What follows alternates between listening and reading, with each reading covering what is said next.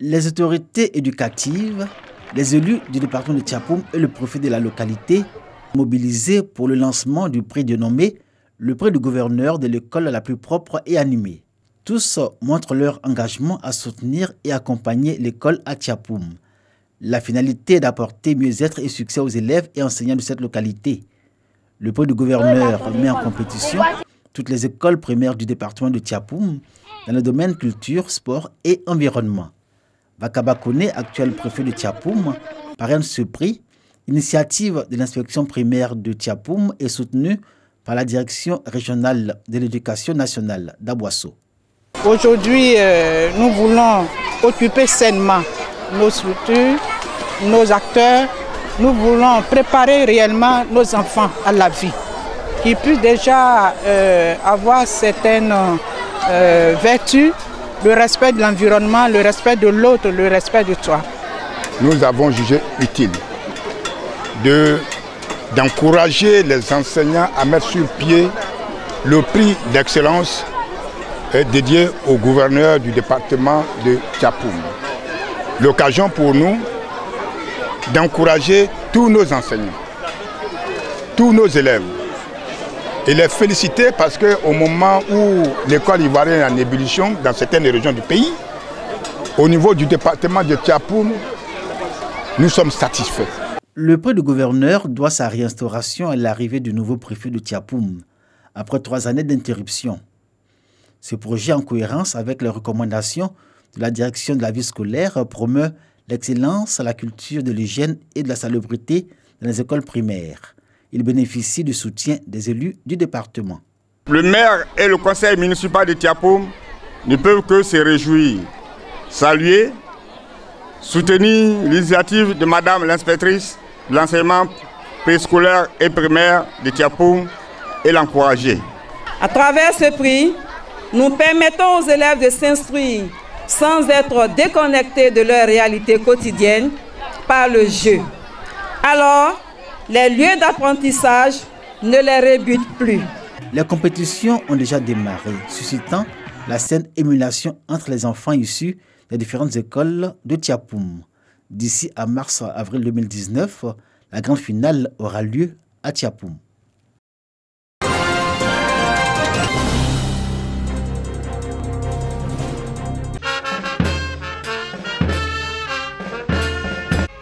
Cours de la préfecture du département de Divo, dans la région du Logibwa. Cérémonie de salut aux couleurs, puis dévoilement d'une banderole représentant les différents symboles de l'État de Côte d'Ivoire.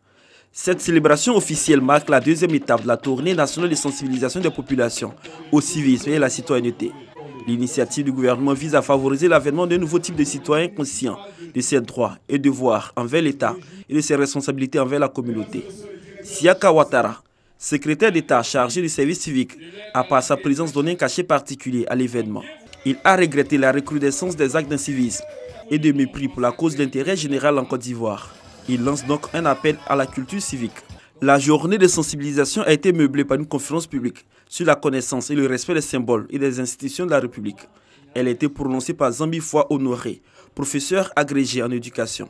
Cette tournée nationale de sensibilisation au civisme et à la citoyenneté va se dérouler jusqu'au mois de décembre et va concerner les 31 régions réparties en 5 localités.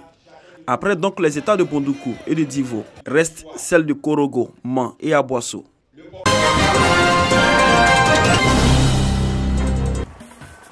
C'est à travers une randonnée pédestre que la Ligue régionale du Gontougo de la Fédération ivoirienne de randonnée pédestre a décidé de célébrer la paix en Côte d'Ivoire.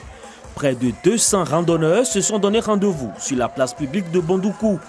Pendant plus d'1 heure, les randonneurs ont parcouru près de 6 km à travers la ville. Une occasion pour magnifier la vie et de renforcer la cohésion sociale entre les populations.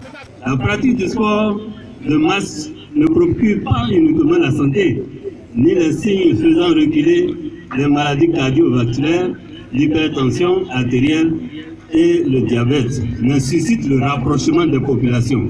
Cette rencontre sportive a rassemblé des personnes de tout âge. Avec l'appui du Centre national de transfusion sanguine, cette initiative du FIRAP a permis également de mener une opération de don de sang afin de sauver des vies. Cette randonnée pédestre dans la ville de Bondoukou est à sa 2e édition.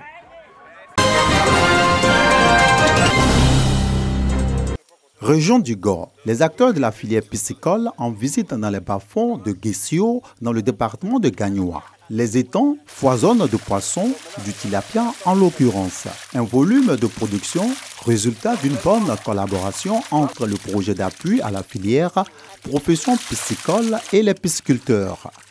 Le défi aujourd'hui pour la filière est l'écoulement de la production. Pour les pisciculteurs, une bonne synergie avec les groupements de femmes insérés dans les réseaux de commercialisation du poisson est nécessaire. Leur rôle le plus important, c'est au niveau de la commercialisation. Donc à ce niveau-là, on a besoin d'elles.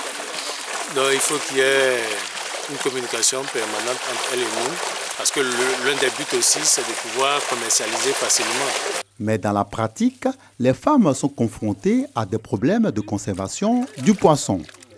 Quand on est parti prendre poisson là, il n'y a pas de congélateur à nous, donc nous mettons dans le boro, on met du sel dedans. Là, ça ne gâte pas. Pour régler la question, le chef du projet d'appui à la filière et profession piscicole a offert du matériel aux vendeuses pour la conservation du poisson issu de la pisciculture. Aujourd'hui, là, je suis trop content. Le projet m'a donné un congélateur glacé. Je suis trop content aujourd'hui. Avec ce don, l'objectif du projet d'appui à la filière et profession piscicole est de renforcer la pisciculture entrepreneuriale. Avec l'appui que nous apportons aux femmes pour pouvoir commercialiser le poisson, les pisciculteurs seront encouragés à produire plus parce qu'ils auront la possibilité d'écouler leur poisson. L'impact de cette action est qu'elle contribue au développement économique des zones rurales, favoriser l'augmentation de la production de poissons. Aujourd'hui, 400 pisciculteurs, 20 artisans associés au groupement de producteurs et une interprofession représentative de la filière piscicole, ainsi que 30 femmes insérées dans les réseaux de commercialisation du poisson dans les régions de la Maraoué, de la Nawa et du Haut-Sassandra, bénéficient de l'encadrement du projet d'appui à la filière et profession piscicole. Après une année d'activité dans la gestion du parc national de la Comoé, l'heure est au bilan. L'OIPR, l'Office ivoirien des parcs et réserves, évalue avec ses partenaires le plan d'opération du parc national de la Comoé. Il s'agit entre autres de la protection et la gestion rationnelle des ressources du PNC, du suivi écologique et de l'appui aux populations en périphérie du parc. Cette rencontre a permis également aux acteurs intervenant dans la gestion du parc de comprendre les difficultés auxquelles sont confrontés les gestionnaires dans l'exécution des activités liées à cette réserve biosphère. Une rencontre d'évaluation qui a permis également aux participants de plancher sur la planification des actions à mener en 2019. Il s'agit essentiellement de l'aménagement et du financement durable.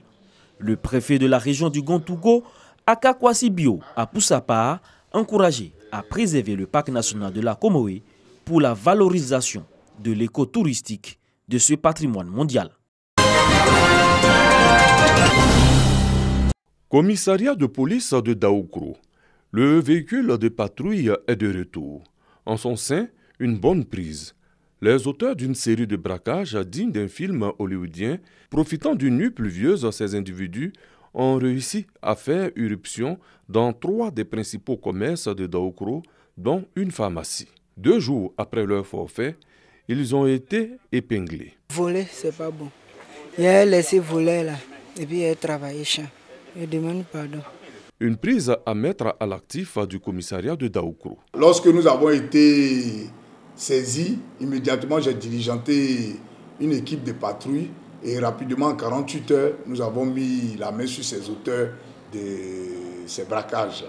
Les gérants des commerces braqués ont tenu à remercier le préfet de Daoukro qui avait donné instruction à la police d'agir au mieux et même très vite. Grand merci au préfet de région et au commissaire de police.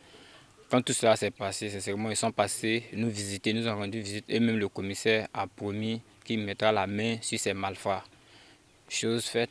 La collaboration des populations est plus que jamais nécessaire pour mettre fin à ces pratiques d'une autre époque. Pour l'heure, les populations de Daoukro vaquent tranquillement à leurs occupations, signe d'une parfaite sécurisation.